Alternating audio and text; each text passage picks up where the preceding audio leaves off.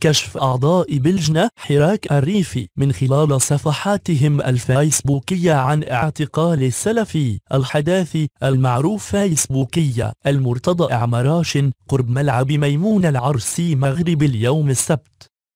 ويأتي توقيف المرتضى عمراش تزامن وإيداع الناشطة سيليا الزياني سجن عكاشة بالدار البيضاء في إطار التحقيق الذي يشرف عليه قاضي التحقيق بإحدى غرف محكمة الاستئناف بذات المدينة، حيث ثم إحالة المعتقلة على قاضي التحقيق من طرف الوكيل العام للملك بمحكمة الاستئناف، وسط حديث عن تهم ثقيلة، تهم المس بأمن الدولة وتلقي أموال خارجية.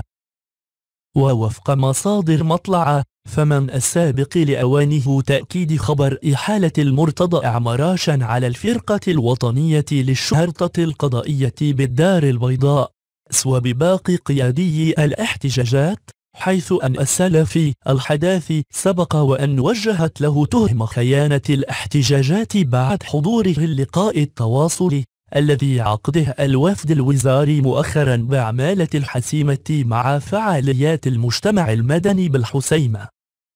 لا تنسى الاشتراك لكي يصلك كل جديد.